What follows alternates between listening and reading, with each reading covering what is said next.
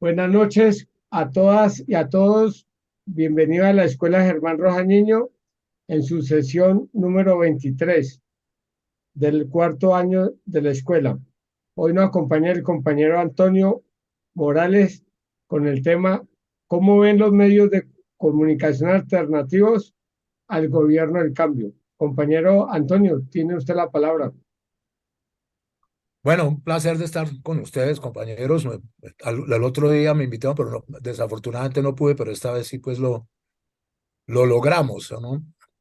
Y pues en el tema propuesto es tan vasto, tan amplio que primero pues me gustaría como contarles una cosa, antes de responder a la pregunta de cómo vemos, porque pues muy difícil saber cómo ven toda la gente de los medios alternativos, no hay como una opinión única ni unificada, pues todos tenemos un punto de vista, los que estamos en el cuento pues de defensa del proyecto del cambio histórico y del pacto histórico y del cambio. Pero lo que me parece interesante y a lo que les convido como a pensar y a unirse es que entre algunos alternativos, en algunos sectores del Congreso, también se está moviendo la idea de hacer como una especie de coordinadora de medios alternativos, los que tenemos pues más seguidores e influencias y que tiene más carácter de penetración en el mercado de la audiencia, para tratar de unificar una serie de criterios y elaborar respuestas inmediatas, conjuntas y unificadas sobre ciertos temas, todos relacionados con las calumnias y con las mentiras, pues, de los medios tradicionales de comunicación. Es decir, crear una especie de muralla que pueda responder a dos cosas.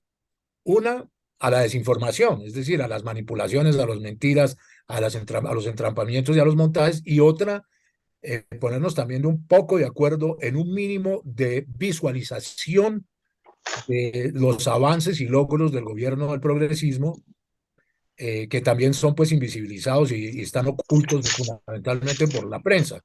En eso estamos todos básicamente como muy coordinados sin estarlo. Automáticamente respondemos a las cosas que hace el gobierno que nos parecen positivas y tal. Y otra cosa, desde luego todo eso guardando la independencia de cada uno, es decir, desde los medios alternativos pues existe la capacidad de ser críticos de cosas del gobierno y de la institucionalidad que nos parezcan que no están bien, ¿no es cierto? Fundamentalmente pues tenemos un proyecto histórico en común, pero uno puede tener divergencias y señalamientos de críticas, yo me imagino que siempre constructivas, porque si no para eso pues entonces váyanse para la oposición. Por el otro lado, para terminar esta información que les quiero dar, hay un proyecto que yo propuse, y eso es un proyecto que tiene que debatir el Estado y directamente pues la Presidencia de la República, en el sentido de que los medios alternativos sumados tienen mucha más audiencia que Caracol, RCN, Blue y toda esa banda de porquerías.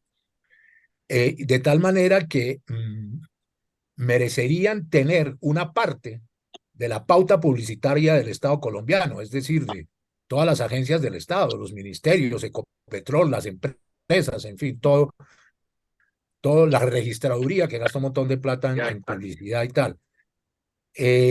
Los medios de comunicación tradicionales, por ejemplo, los noticieros de Caracol y RCN sumados llegan a 10, 12 puntos de rating, es decir, a tener una audiencia más o menos de unos 3 o 4 millones de personas en sus noticieros, lo cual no deja de ser poco, pero con respecto a antes, cuando tenían 5 o 10 veces eso, pues han disminuido enormemente y en consecuencia su influencia, pero pues hay muchos sitios del país donde la gente todavía está acostumbrada a ver solo eso.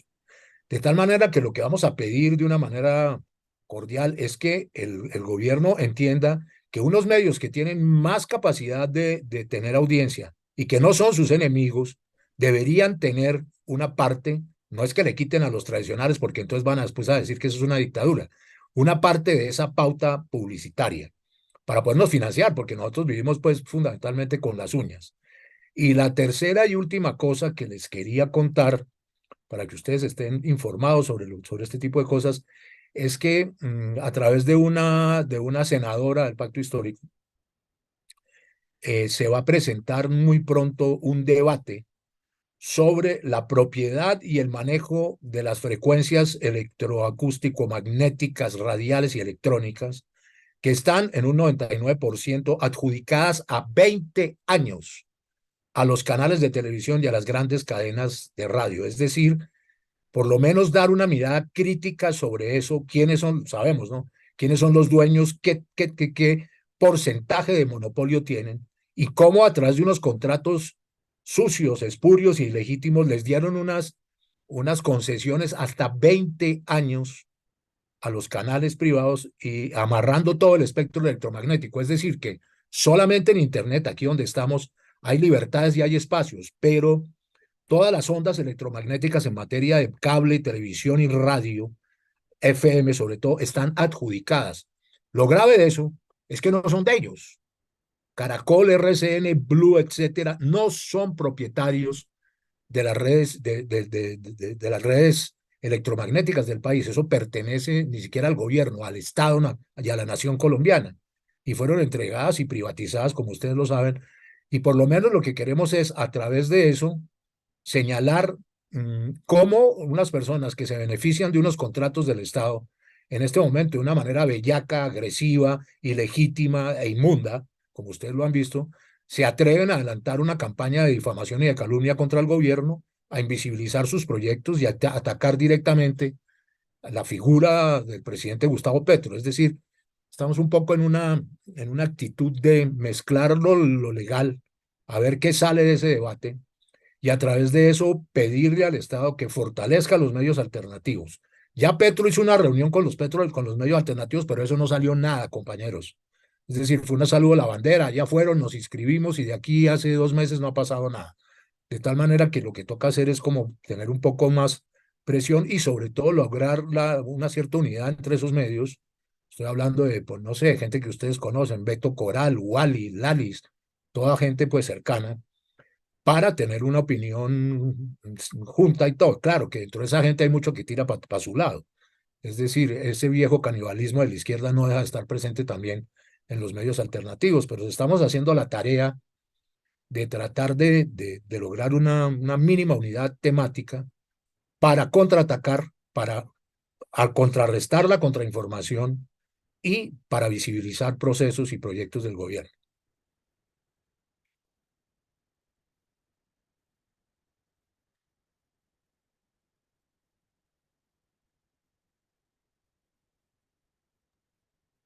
Compañero, siga.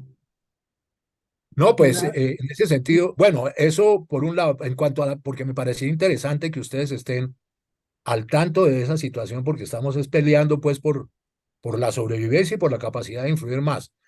Eh, yo no podría, pues, como les decía, tener una mirada colectiva de lo que piensan los medios alternativos del gobierno nacional y los procesos en que estamos, pues puedo tener la mía, eso sí.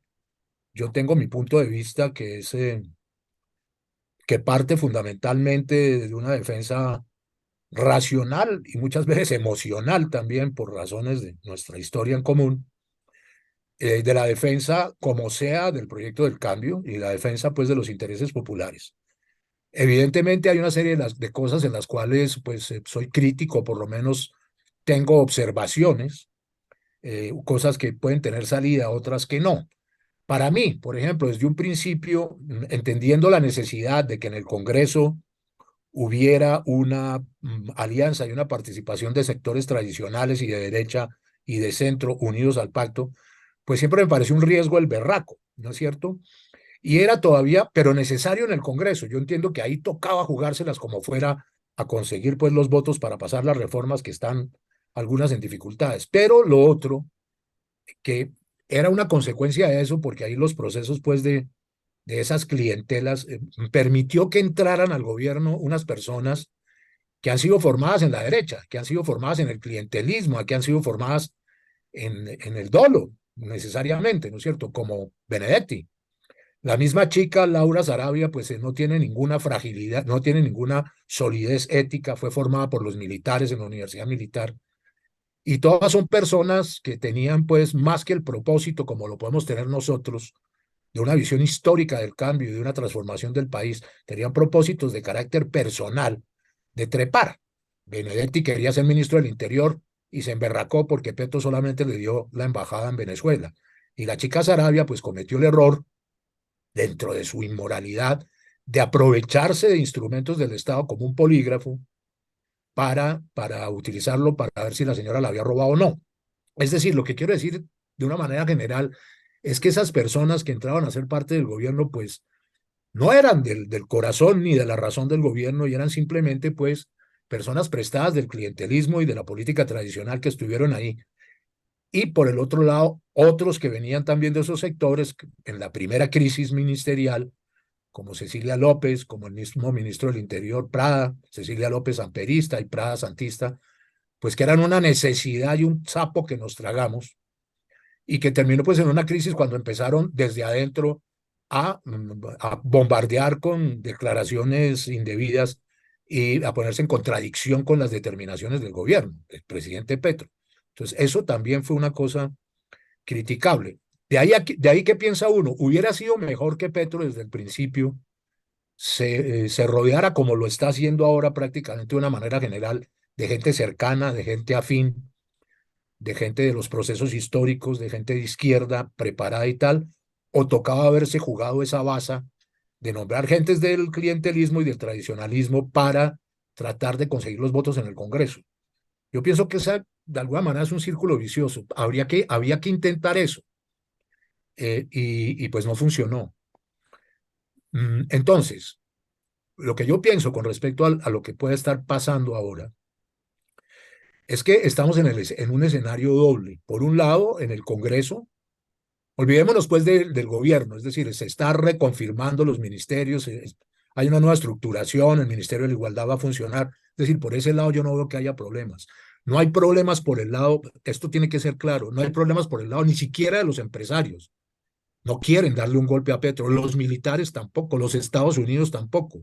La posición internacional de Petro es de importancia y de solidez, de tal manera que solamente los sectores extremistas y paramilitares y fascistas del militarismo, como Zapatero y todo ese poco de combo, pues tienen un interés en desestabilizar, pero según entiendo y según me lo han dicho personas cercanas al gobierno y hablando con ustedes, pues compañeros de luchas históricas, me lo han dicho, no tienen ese temor de que haya un verdadero proceso de conducir al país a un caos institucional, ¿no? El problema no vendría a ser ese. No quieren ni tienen con qué dar un golpe. No tienen las fuerzas ni tienen la solidez moral. Son mediocres hasta para dar un golpe. Pero entonces, volviendo al otro escenario, compas, hay dos escenarios. El escenario del Congreso y el escenario mismo de la presidencia.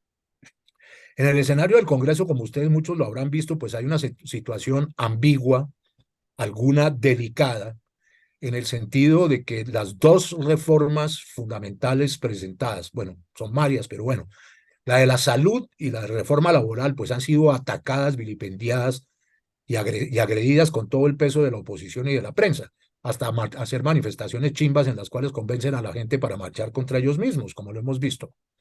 En ese escenario, pues las cosas no son fáciles y en estos días se está tratando de ver, el ministro Velasco no funciona muy bien, no tiene la capacidad de lagarteo que tenía Roy Barreras, otro que se fue por problemas y que venía también del otro mundo, del otro planeta.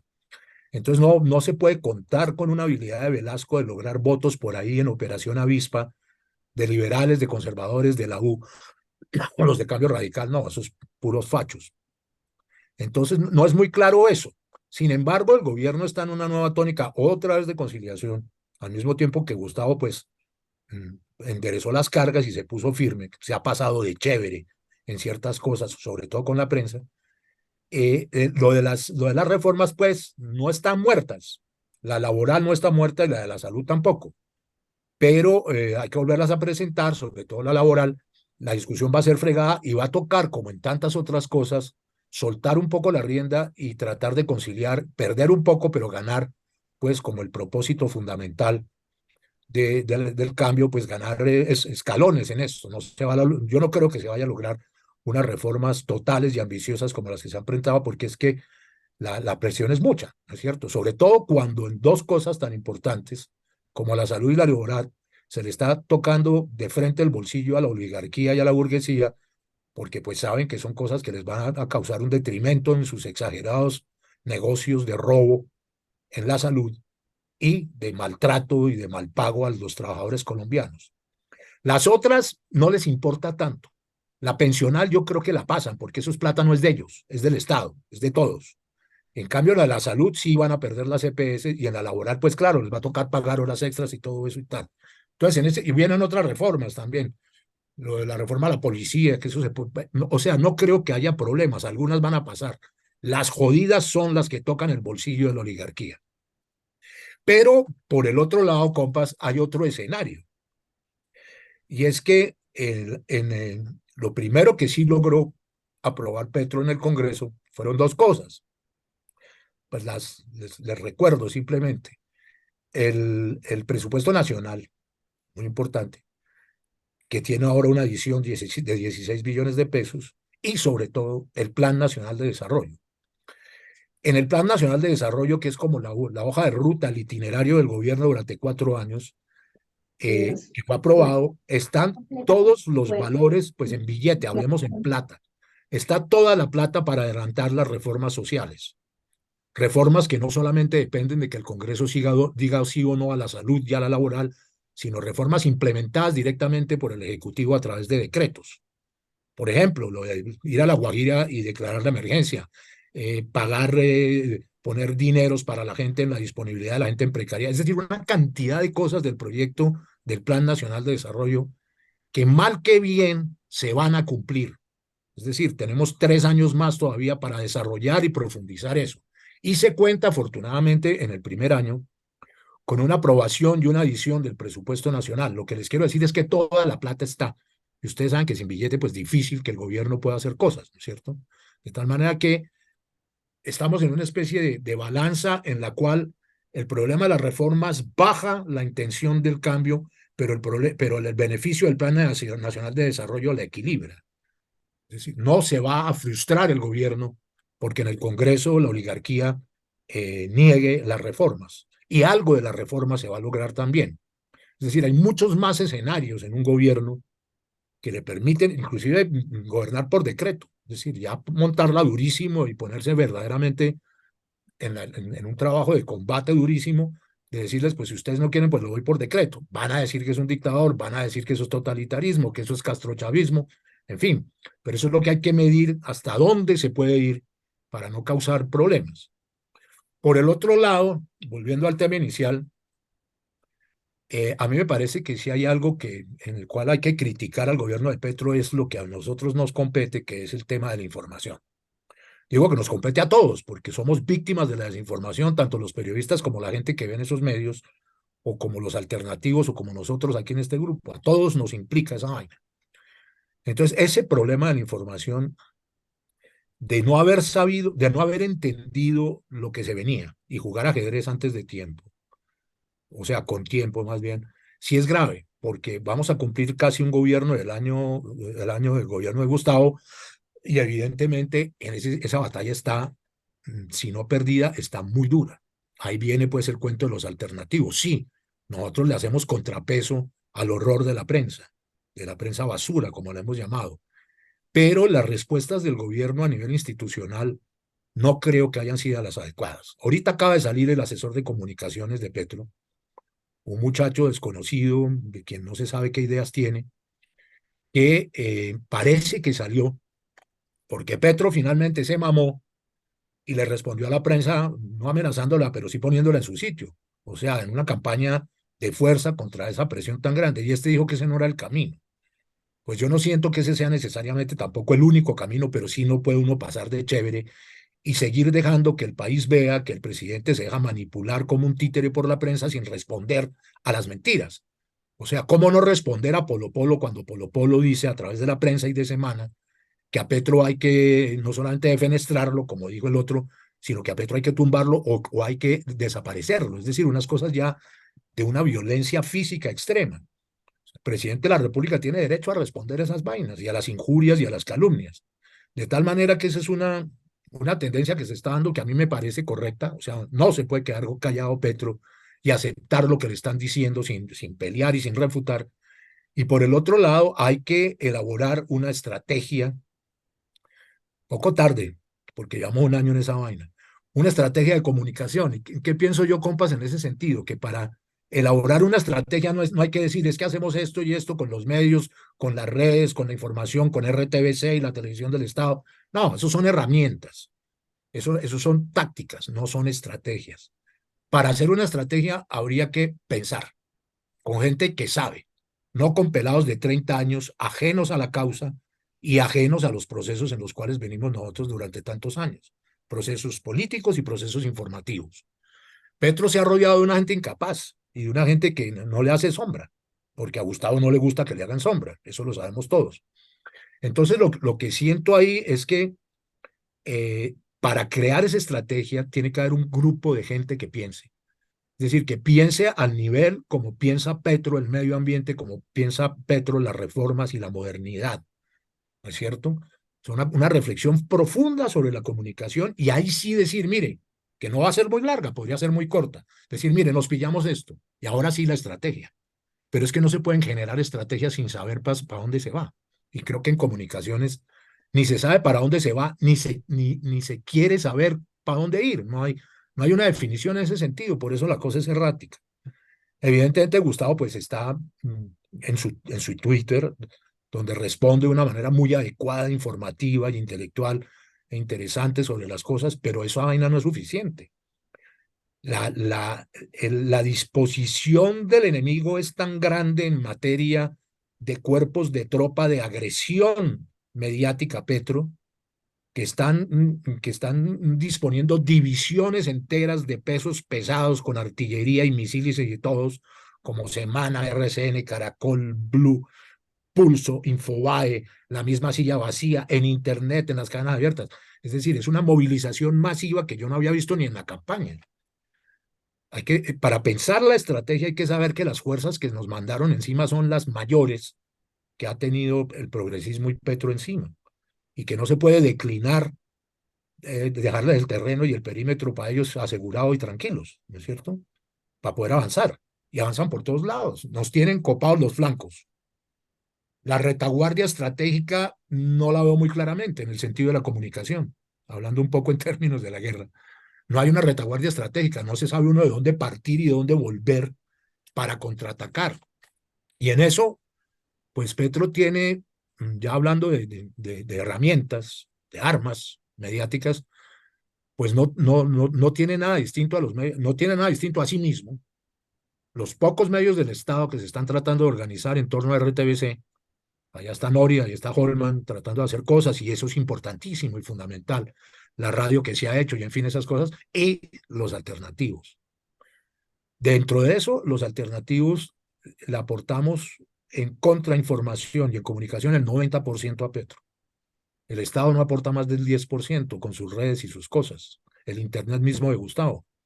O sea que hay que tener en cuenta a este combo que estamos acá, que estamos defendiendo y que lo vamos a defender hasta el final. Es decir, que no nos vamos a poner el vestido al revés, ni vamos a hacer como un montón de gente a declararnos en la tibieza, sino que tenemos una estructura vertebral de cambio y una ambición de modernidad para este país y que nos la hemos jugado en todos los escenarios, con todas las herramientas para que eso pueda ser posible.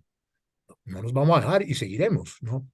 Pero les quiero como comunicar de todo este rollo, compas, la sensación de optimismo que yo tengo frente a la desinformación. La desinformación va a seguir y es muy dura esa batalla, ya se los dije, pero el optimismo es que por el otro lado el país va bien, la economía está funcionando, el crecimiento es del 3%, cada mes baja el desempleo, es decir, los índices económicos internacionales inclusive los están registrando como positivos.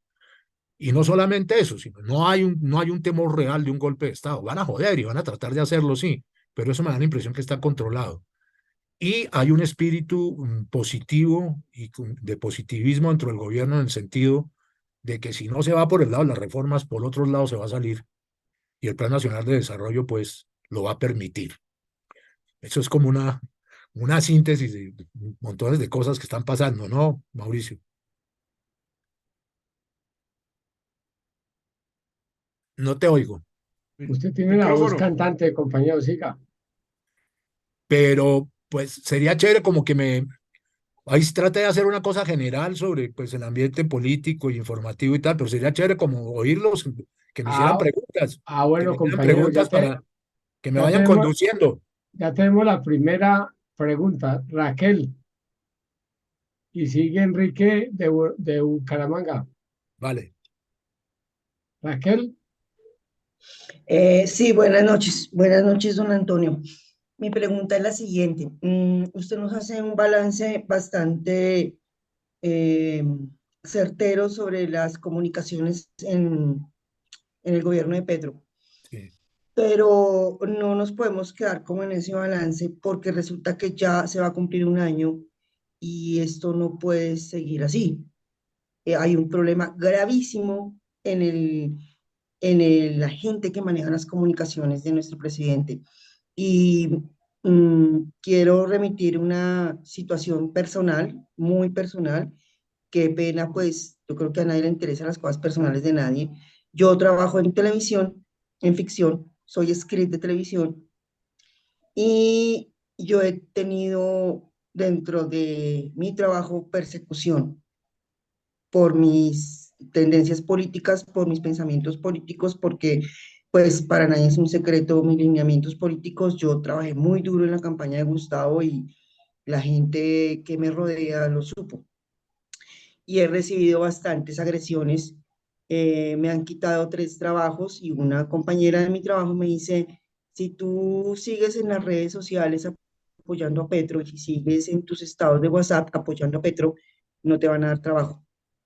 Entonces me parece una situación un poquito complicada. Yo quisiera saber usted qué opina al respecto. No, pues yo estoy totalmente de acuerdo, ya lo dije, si usted me oyó viendo, lo que dije es que verdaderamente es una crisis y que estamos en una pelea totalmente desigual y sin las armas adecuadas para hacerla. En cuanto a las persecuciones, pues eso sí hay que entenderlo. ¿Dónde trabaja Raquel? En un lugar privado o público? En un canal privado. Eso sí es normal. Es decir, uno no. Usted sabe que ellos viven de la antidemocracia y de las presiones. Es muy difícil tratar de que no sea visible su actitud en las redes, porque ellos se las van a pillar y evidentemente estarán presionando. Yo creo que hay que denunciarlo públicamente simplemente, pero eso le está pasando a un montón de gente, ¿no? Y eso me permite hablar de otra cosa que me parece un poco complicada del gobierno, que es el campo de la cultura. Ahí hay verdaderamente un despelote y un abandono. Cambiaron a, cambiaron a la ministra, hay un Arisa, ministro, Arisa, ¿ah? Arisa. A Patricia Ariza, pues que venía de sectores cercanos del Partido Comunista, de la Marcha Patriótica, del teatro y tal. Y sí fue, y me preocupa mucho que la gente que, además de los influencers y tal, que tiene más influencia sobre sectores medios y altos y bajos de la población, son todo ese poco de combo de artistas que están descontentos, gente tan cercana y tan firme como Julián Román, que ha sido pues un batallador desde la campaña, han dicho que la cultura está en un despelote grandísimo y yo siento que eso es verdad y que Petro tiene una visión de la cultura que no coincide con quien está mandando en la cultura, que no es él sino su esposa.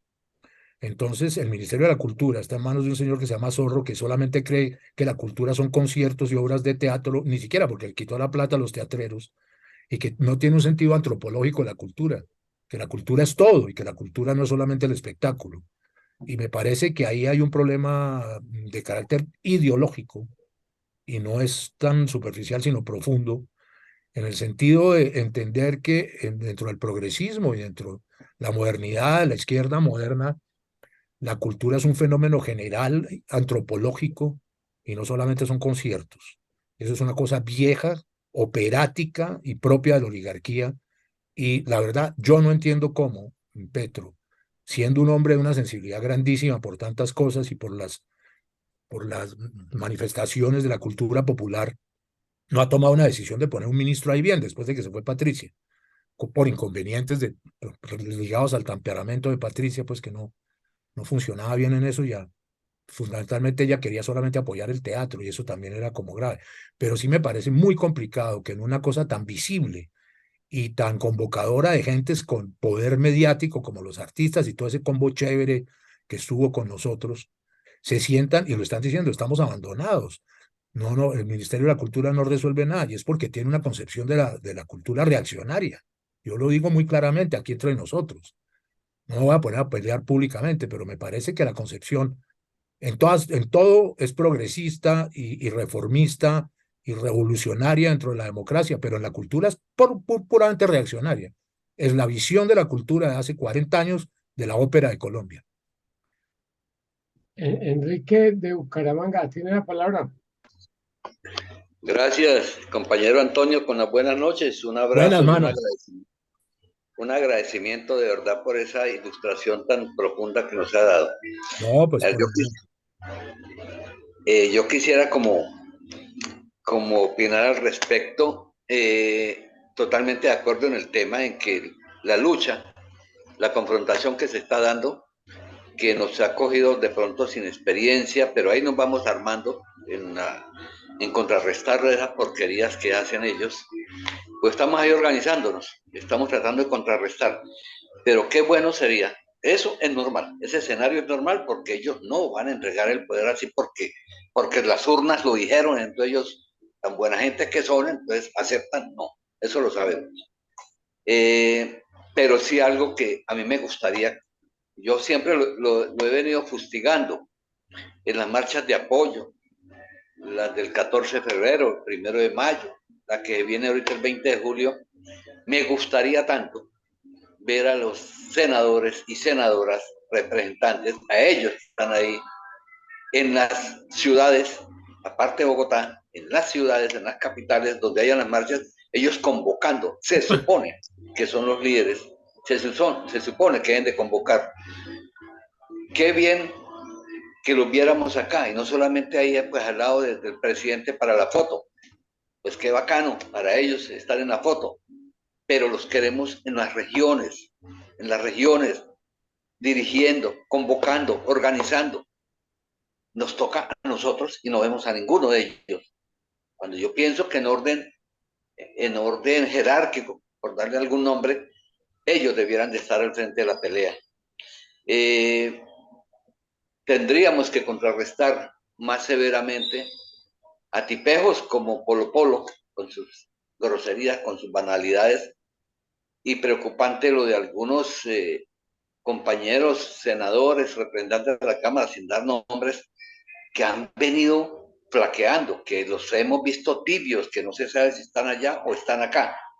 Ese es un mensaje muy negativo, pero nosotros acá tenemos que mantenernos firmes, tenemos que mantenernos cohesionados y contrarrestando toda esa desinformación que se está dando. Le reitero mis agradecimientos por esa ilustración. Enrique, un abrazo. Mire, yo de eso puedo comentar lo siguiente. Bueno, yo creo que ahí hay dos clases de personas, ¿no? Los del pacto realmente y unas alianzas con unos sectores de centroizquierda, pues que son frágiles. Dentro de los del pacto y los otros también, lo que hay que decir es que todos ellos son políticos y son políticos dentro del esquema de la política en el país. Ahí entraron al Congreso, no entraron pues a una asamblea del M19, ¿cierto? Como políticos están pensando en sí mismos, muchos de ellos con honestidad y con compromiso con el cambio, pero están pensando en las elecciones. Están pensando en las elecciones porque cada uno de ellos tiene intenciones en alcaldías, en gobernaciones, en consejos, en diputaciones y en las JAL, de meter su gente porque todos los esquemas políticos están podridos pues, por el sentido del poder. Y pues eso no hay nada que hacer, en eso vivimos. Entonces siento que esos sectores, esa gente, esos congresistas, pues ahí hay unos que son más honestos y capaces y absolutamente puros, en el sentido más chévere de la palabra, y otros que no tanto y que evidentemente muchos de ellos juegan a su propia organización de bases para protegerse y para coronar en las elecciones regionales, que también están muy difíciles. Unos de ese lado. Por el otro lado están los supuestamente cercanos. Como en todas las vainas, la mazorca se va desgranando y se van cayendo los granos más maduros en este caso, ¿no? Uno ve cómo, pues, un tipo como Ariel Ávila, que proviene, pues, de la Universidad Nacional y de un análisis de izquierda con León Valencia, se convierte en un elemento de centro y prácticamente en una quinta columna. junto con su compañera en la Cámara, que se llama Catherine Jubinao, Katy Jubinao, que prácticamente se declaran en la oposición, así como la otra chica, estoy hablando de los verdes, ¿no? La otra chica, Catherine Miranda, y etcétera. Y por el otro lado, pues hay fuertes gritos ambiciosos como Inti Asprilla, hijo de nuestro compañero Guillermo, que tienen pretensiones. O sea, por ejemplo, la próxima legislatura, a partir del 20 de julio, el presidente del Senado y en consecuencia del Congreso está pactado entre todos que tiene que ser un verde por votación y etcétera, etcétera. Posiblemente después habrá un liberal, pero por lo pronto estaría dentro del centro izquierda. Y ahí la pelea es durísima entre quienes representan el sector cercano a Petro, Inti y demás, y los otros que le están sacando el cuerpo, ¿no es cierto?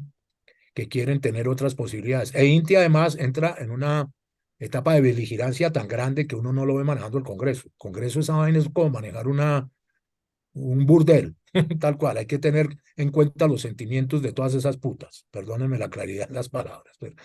Y Inti es muy agresivo y a veces también muy personalista y tal. Entonces, ahí hay un rollo durísimo de manejo del próximo Congreso. Se va Alexander López porque solamente quedó puesto en reemplazo de Roy. Alexander, que es de la entraña del Polo, y pues sabemos sus cercanías con sectores históricos de la izquierda de Colombia. De tal manera que yo siento que muy bien, Enrique, el llamado que tú haces, sí, esa gente tiene que salir. Pero el problema que yo veo es que no salen si no miden que tiene una conveniencia electoral y para ellos mismos. La misma María José Pizarro sale en Bogotá por eso, a pesar de que venga de donde venga, ¿no es cierto? Y otros también, solamente tienen unos intereses muy núcleos de ellos de potenciar cosas electorales. Si les parece que no la va a ir bien exhibiéndose al lado de las marchas, pues no lo hacen. O tienen otros compromisos que les hacen que tiren para otro lado. Pero no sobra, Enrique, entender que ese llamado es fundamental, que no se puede jalonar solamente a través de la base, sino que gentes que tienen una capacidad de convocatoria lo hagan, ¿no es cierto?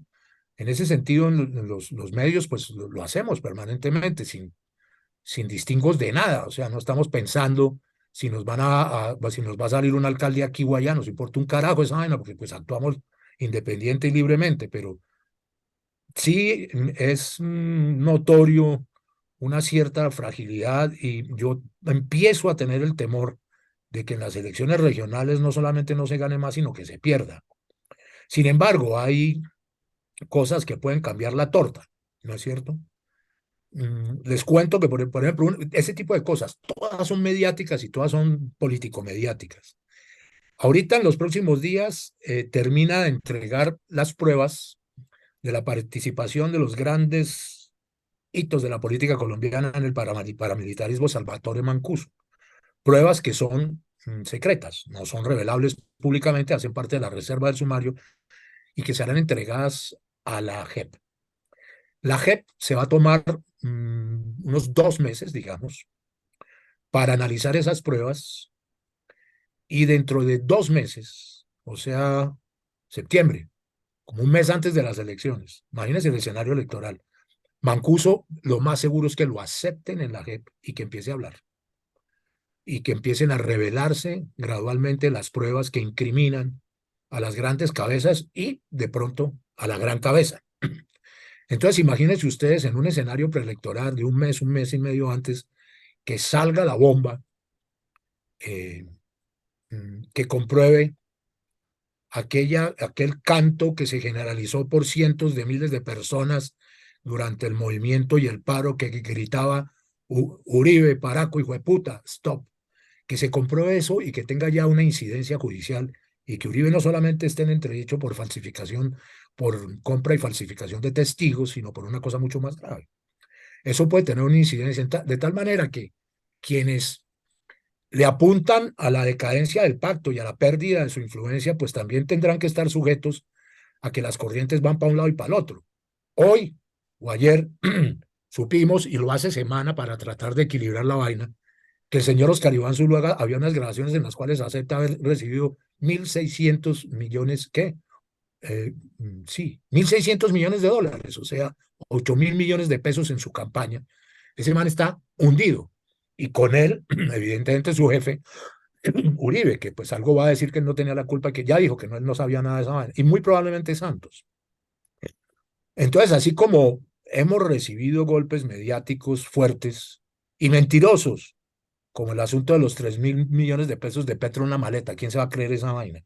O la misma manipulación de lo del polígrafo y la niña y las bestialidades de Benedetti borracho y empericado, que salió a decir las mentiras para defenderse. Así como se reciben esos golpes, hay que esperar y hay que aprovechar tácticamente y estratégicamente, así como damos papaya, cada papayazo que nos den, convertirlo en un jugo de papaya. O sea, frente a esto de Zuluaga hay que potenciar eso al máximo. Es decir, no solamente por razones estratégicas, sino porque es que es de una monstruosidad gigantesca. El tipo dijo y se mantuvo que nunca había recibido nada y resulta que había pruebas grabadas por el señor Ari Zabaleta que hoy se revelan, al que trató de callar a través de una tutela y hoy se revela que evidentemente las grabaciones estaban ahí, que no las pudieron borrar. Entonces, así como nos van a dar, también hay que saber que podemos responder de una manera eficaz, concreta y una vanguardia informativa y política. Y que ese tipo de cosas se deben recoger en las marchas en defensa del gobierno. Es decir, no solamente es la defensa del gobierno, sino hay que saber atacar también las debilidades, las papayas y los huecos que produce la oposición de extrema derecha. Entonces, situándonos en ese escenario, tampoco es muy cierto pues que la derrota vaya a ser grande o que vaya a haber una derrota del pacto. Obvio, van a operar los ñeñes, las maquinarias, la plata, el perico, los traquetos, el narcotráfico y todos ellos y los Germán Vargas y la alianza pues esta horrible que acaban de hacer Germán Vargas y Gaviria y los conservadores, que es exactamente, lo acabo de escribir en Face, es, compañeros, la reformulación del Frente Nacional.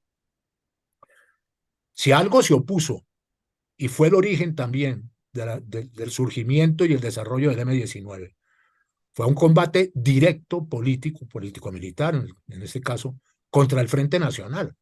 O sea, recuerden ustedes que en 1973 y en adelante, el Frente Nacional todavía estaba en el poder, ya había gobernado, ¿no? Y quien había hecho la exclusión constitucional de todo el mundo fueron ellos, los del Frente Nacional, es decir, Turbay, Lleras, López, Mariano Espina Pérez, Alberto Lleras, Pastrana, etcétera, etcétera, etcétera, que fue por lo que se luchó, por la posibilidad de profundizar la democracia y hacer una revolución democrática en Colombia como lo estamos tratando de hacer, compañeros. Entonces hay que tener en cuenta que lo que hay detrás de esto es el nuevo Frente Nacional, y hay que decirlo. Está Miguel Uribe Turbay, el nieto de Turbay, Enrique Gómez, el nieto de Laureano Gómez, Germán Vargas, el nieto de Carlos Lleras, Felipe Zuleta en la radio, el nieto de Alberto Lleras. Ya no está Samuelito, porque Samuelito se fue y era un pícaro, pero pues el nieto de Rojas Pinilla también hubiera estado ahí, increíblemente, ¿no es cierto? Nosotros que fuimos en un momento dado protoanapistas, etcétera. De tal manera que lo que han recreado en esta alianza. Ah, y Gaviria, que es un bastardo. Gaviria, Uribe y Iván Duque, que no hacen parte de las grandes estructuras frente nacionalistas, pero que son los bastardos que crearon esa vaina. Bastardos en el sentido más preciso de la palabra. De tal manera que lo que están montando hoy, y eso hay que decirlo, y eso a la gente le cala, es una expresión contemporánea del Frente Nacional. Desde 1958, 68, 78, hasta ahí duró 20 años. Se prolongó, llevamos más de 60 años en esa vaina. Los derrotamos en las urnas. Gustavo fue presidente. El proyecto de profundización y de reforma total de la democracia colombiana pues está en marcha. Y nos salen nuevamente con el Frente Nacional y ni siquiera es que haya nombres distintos. Son los mismos putos apellidos. Más jóvenes, igual de violentos, ¿no? Igual de antidemocráticos, e igual de farsantes. Entonces, Compañero, pues, compañero sí, Antonio, hay dos preguntas. sí, por El, favor. el compañero Hernán Ricardo y después sigue José Peña. Vale. ¿Hernán Ricardo está o sigue José Peña? Y aquí estoy. Buenas noches a todos y a todas. Hernán Ricardo Murcia, de cariño me dicen el rolito. Y una pregunta, ¿Puede prender Antonio. compañero, puede Entonces, ¿qué prender la hacer? cámara? Ah, el rolo, sí, señor. Sí, claro. Dime. Está entrecortado, hable, compañero. Rolo.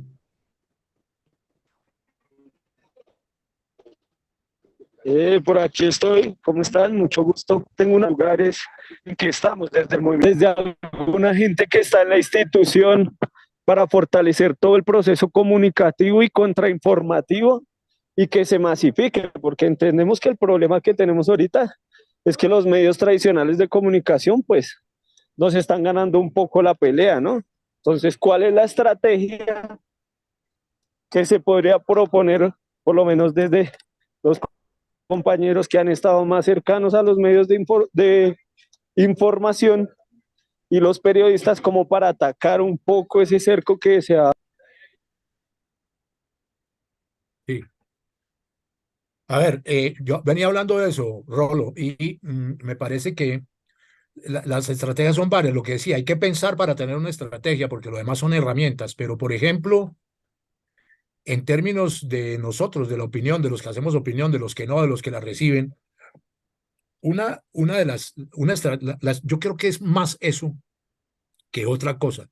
La estrategia de fondo fundamental con las cuales, para las cuales utilizan las herramientas semana y etcétera, etcétera, las herramientas más decadentes, agresivas y las puñaladas marraneras y armas sucias, la estrategia no creo que sea tumbar a Petro.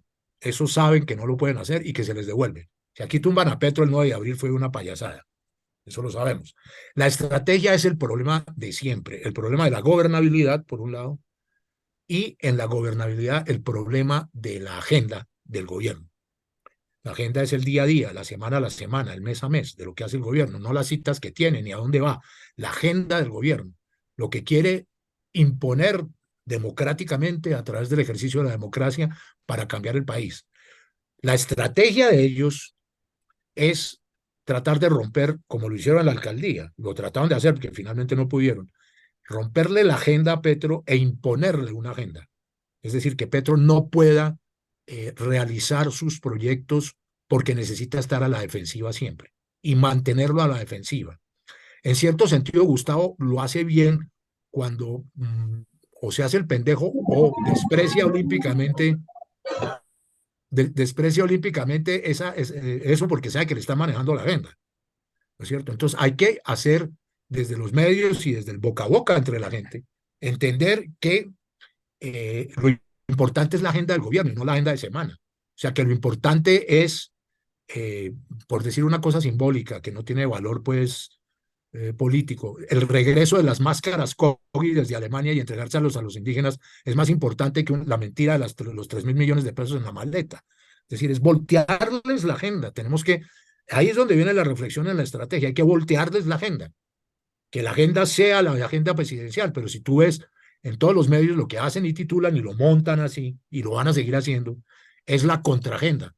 No lo dejan, lo joden, lo están puyando, lo están torturando psicológicamente a Petro, que tiene un aguante el berraco, para que no pueda tener su propia agenda. Y no tener la agenda es no visibilizar los planes del gobierno, los resultados y los proyectos. El otro lado también que están jugando esos medios y con a los cuales hay que oponerse estratégicamente es el problema de la gobernabilidad. Cuando la agenda uno se la mueven y se la manejan, o uno se la deja manejar, o tienen tanto poder como lo tienen para hacerla, lo que están pretendiendo atacar de frente es la gobernabilidad. Es decir, no que Petro lo tumben, sino que Petro sea un fracaso. A eso jugaron durante la alcaldía. Y la alcaldía de Petro no fue un fracaso, se lograron muchísimas cosas. Hubo errores en otras vainas, como siempre. Entonces, si uno piensa una, digamos, contraestrategia de defensa de la agenda y de tratar de desenroscar ese manejo de agenda y de consolidar y pavimentar la gobernabilidad del gobierno, son palabras como grandes, ¿cierto? Pero eso tiene sentido en la realidad. Pues yo pienso que se está acertando. Se está acertando. Es decir, y ahí viene muchos otros problemas, ¿no? Como la seguridad del Estado, y etcétera, etcétera. Pero, pues, en ese sentido, pues, hablando con un compañero que quizás ustedes lo conocen necesariamente, con Alberto Casanova, que hoy es director nacional de inteligencia, compa nuestro.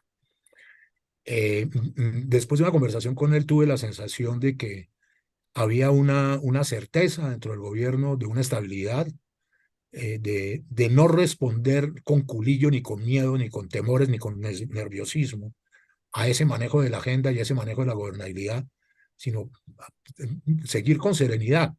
Esa parte comunicativa de Petro a mí me parece que es buenísima y que hay que explotarla. Que el man está fresco. O sea, no puede demostrar ningún temor, ni aculillarse y decir, ay, qué vaina, me metí. Nada, cuando hay que responder, se responde, y cuando hay que callar, se calla, y cuando hay que mandar a la mierda, se manda a la mierda, como lo hizo con los medios.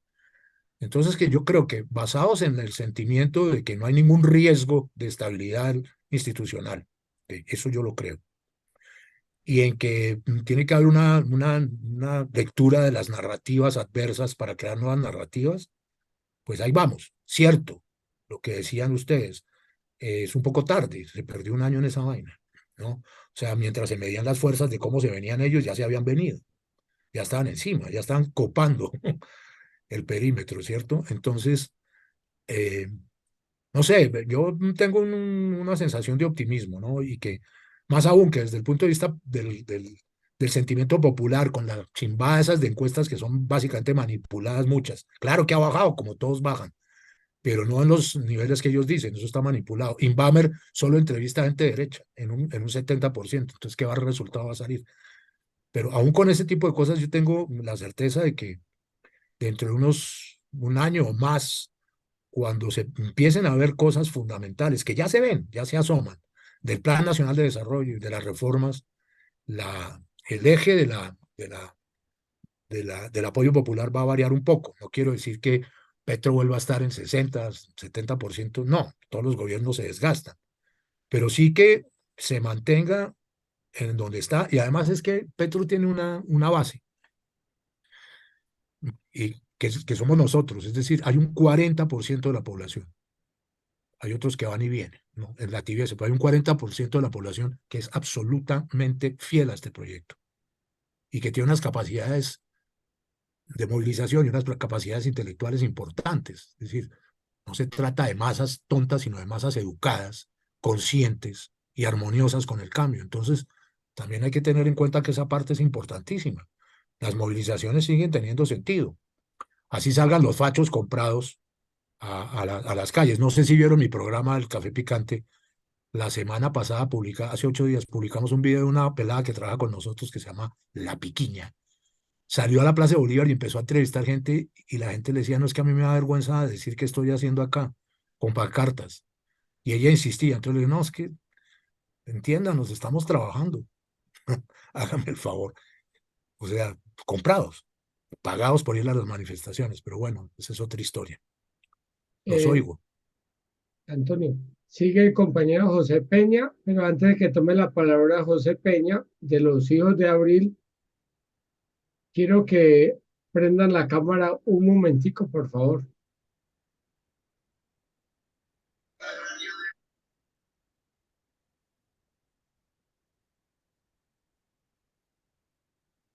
Es chévere vernos, sí.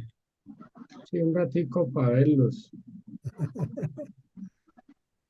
Es que, Un placer reconocer Mis respetos a a todos y a Antonio todas. Morales. bueno, ¿Quién habla? Me Jesús. gusta cómo escribe y sus comentarios Gracias, Jesús. interesantes. Javier Fallado, hola. Ah, Javier está por ahí.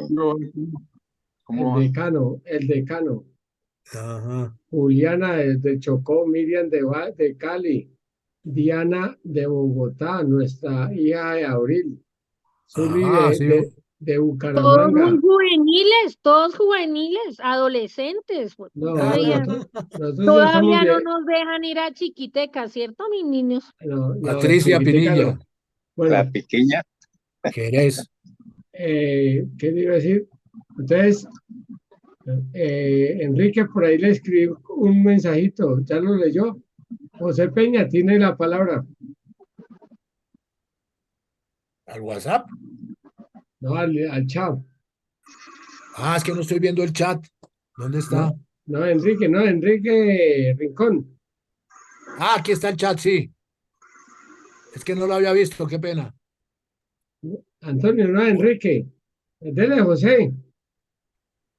Bueno, listo, sigamos. Buenas noches, compas. ¿Me escuchan por ahí? Nítido. Bien, listo. Nada, en primera instancia, pues saludarlos. Chévere compartir otro espacio con ustedes. Quería, digamos, hay un temita que yo he intentado como explorar hace algún tiempo y es la construcción de mensajes comunicativos, ¿sí? Y quisiera, digamos, aprovechar que está pues un maestro como Antonio para preguntarle precisamente cómo se puede construir un mensaje como comunicativo eficaz, que sea capaz, digamos, de lograr una incidencia en la interpretación de la realidad de las personas a las cuales uno emite ese mensaje, ¿no? Y pues Espérate, posteriormente, señor, tengo un problema, como que se me desconfiguró esta vaina, No, pues lo estamos no, escuchando bien, pero yo no Antonio. los veo ya. ¿Qué debo hacer ahí? No, pero aquí lo estamos viendo. no, Espérate, que pero es que si sí no me nos ve. gustaría, excúsame, me Tranquilo, gustaría verlos porque no. lo esperamos Yo un no ratico, sé, al José. entrar al chat se me jodió esta vaina, Ah, no, cierra el chat y ya, y vuelve a activar. pero es que ahora ya no tengo ni cómo cerrar el chat. Ah, lo importante de compañía Antonio es que lo escuchamos y lo vemos. Ya lo logré. Bueno, siga, José.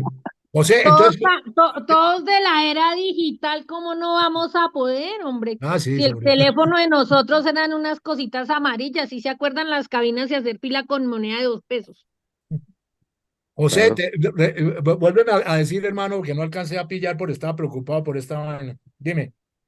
listo. No, pues digamos que para resumirle cómo se puede construir un mensaje, digamos, comunicativo eficaz para llegar a tener, digamos, un efecto importante como en el sentido común de las personas, en la interpretación, digamos, de su realidad diaria. Digamos, sé que es un tema un poco distante de lo que hemos estado charlando el día de hoy, pero pues sin duda me parece interesante. Eso en primera instancia.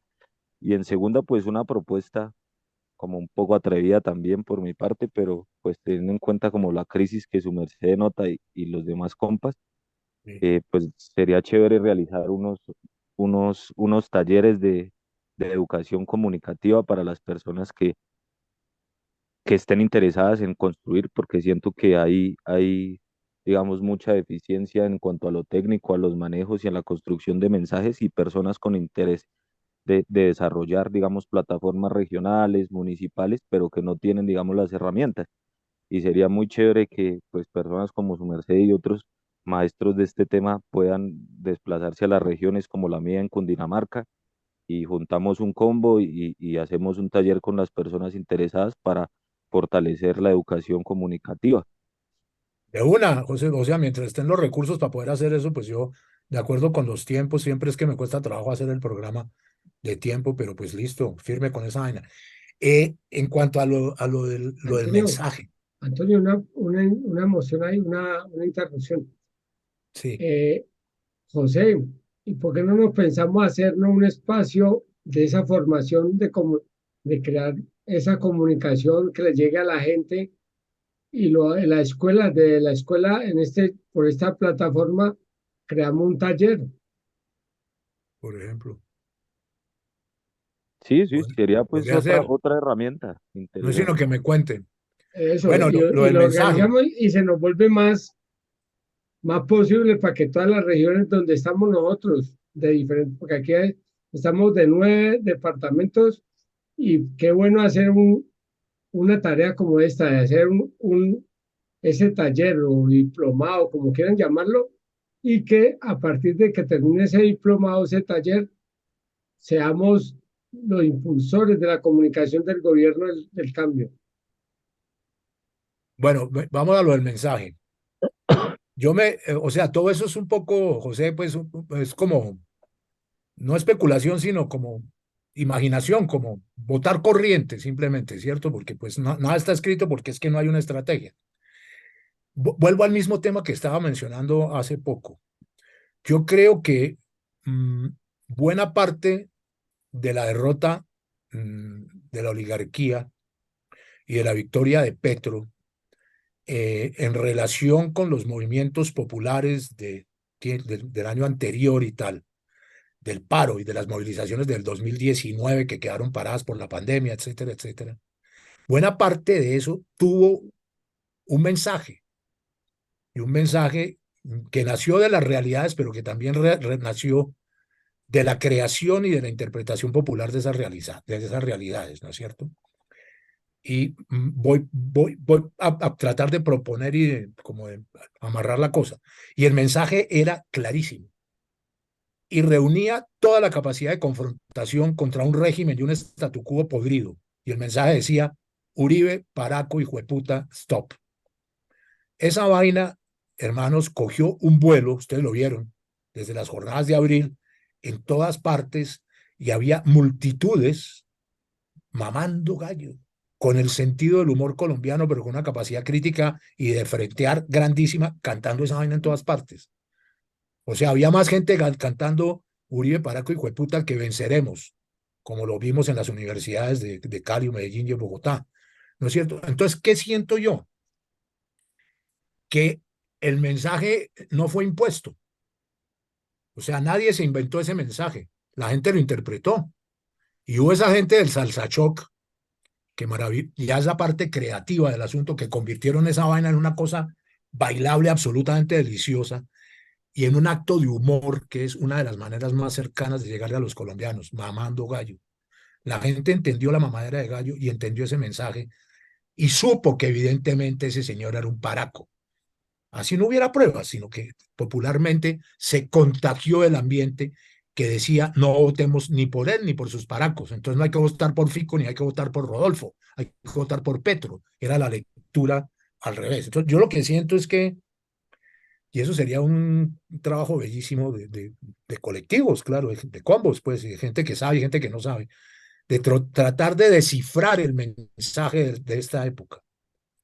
O sea, el mensaje no puede ser Colombia, potencia mundial de la vida. Nah, eso no dice nada. Chimbo, eso pues va a vender por allá en los escenarios internacionales.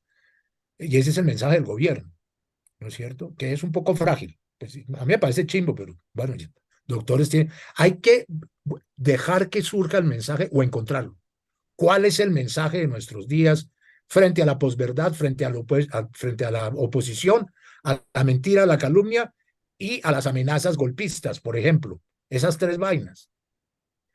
¿Cuál es la cuál es la frasecita corta que diga Uribe, Paraco y Jueputa hoy? Hoy, pues sí, hay que cascar Uribe, hay que seguirlo cascando porque es que eso es una delicia, además. Pero ¿cuál es la frase del momento? ¿Cuál es el mensaje, como tú dices, José, que deberíamos comunicar todas las personas de todos los combos, de todos los youtubers, de todas las partes, y repetirlo en RTBC, y que lo diga Petro y que lo diga todo el mundo hasta que esa vaina se convierta en una frase nacional, como se volvió aquella? O sea, sin ese paro, sin esa frase, yo que leo un poco la comunicación, compañeros, cuando empecé a ver la multiplicación de Uribe, Paraco y Jueputa, cuando vi que había 300.000 personas en Los Héroes en Bogotá cantando todos esa vaina, yo dije: chao, ganó Petro. Y así fue. Y pues claro, porque Petro estaba asociado a eso. Entonces hay que buscar un mensaje en el cual esté asociado Petro, para, ya esta vez no para atacar, sino para defender, o para atacar defendiéndolo, que es lo mejor. O sea, ¿qué pretenden? Pero tiene que ser 3, 4 palabras, no más, y generalizarlo. Así como hacen ellos, ¿no? En la teoría de Goebbels, de repetir y repetir hasta que se vuelva verdad. Pues nosotros no es que seamos goebbelianos, ni mucho menos, pero sí se puede utilizar un mensaje de gran impacto que signifique el rechazo a una oposición asquerosa y la defensa del gobierno. Pero imagínese uno hablando de eso en un comité con Petro y sus expertos de comunicación. No, ellos están pensando en otra vaina. No entienden un culo, perdónenme, compañeros. No entienden un culo. O sea, si un viejito como yo les dice esa vaina, dicen: no, que eso es gaga, que esa vaina es de otro tiempo, que ahora lo que hay que hacer es poner 43 frases distintas todos los días en todas las partes. No sirve para culo. Hay un problema de la gente que es la memoria. Ustedes saben perfectamente que los colombianos, según el último estudio internacional, no tienen comprensión de lectura. Entienden una frase o dos. Hágame el favor y compre Nutella. Eso sí lo entienden. pero un párrafo, los colombianos con universidad, no lo entienden. Y está comprobado por las agencias internacionales de interpretación del entendimiento. Por ahí yo lo publiqué. La gente no entiende un carajo, hay que llegarle con 3 frases. Así como llegan ellos. Petro es un dictador, o Petro es un travesti, ahora les va a dar por esas, ¿no? Parece que quieren sacar vainas por ese lado. Entonces me parece súper interesante, José Peña, que reflexionemos en todo eso, me sirve mucho a mí, porque pues me da la claridad de que un mensaje sí tiene que ser muy preciso, muy contundente y muy divertido. Porque díganme ustedes si cuando veíamos a la gente bailando Uribe, Paraco y Jueputa, no era una mezcla de dicha hasta las lágrimas y hasta las risotadas, hermano. Era demasiado chévere. En París, en Nueva York, en todas partes. Un poco eso. Compañero Antonio, eh, yo sí extraño las marchas que no podemos ofender ya a Uribe.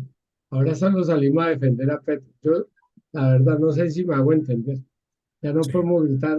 Yo ya estoy aburrido porque yo salgo a marchar todas las veces, pero ya no puedo en la actitud agresiva que uno se sentía bacano atacando a este estado, al estado que existía, no a este de aquí, porque mi trabajo es defenderlo ahora a capa y espada. Eh, Compañero Antonio, para que cerremos la escuela y el compañero Enrique Rincón de Bucaramanga tiene una tarea. Entonces, 5 minutos le damos un cierre al tema y tiene la palabra Antonio.